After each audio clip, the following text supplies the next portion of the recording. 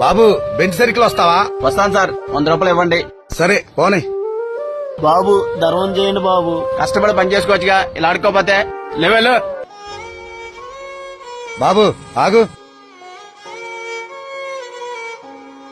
ఏమయ్యా ఇంత సంపాదిస్తున్నావు, ఓ 10 రూపాయలు అతనికి ధర్మం చేస్తే ఏం పోయింది? ఎందుకు ఇవ్వాలి సార్? వాడి కాళ్ళు చేతులు బాగున్నాయి, మేము కష్టపడుతున్నాం. అందరు కష్టపడతారులే పోనీ.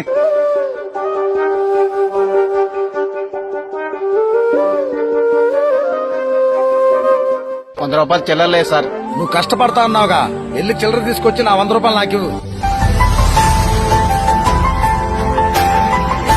తమ్ముడు సారీ తమ్ముడు, చిల్లర నా దగ్గర ఉంది.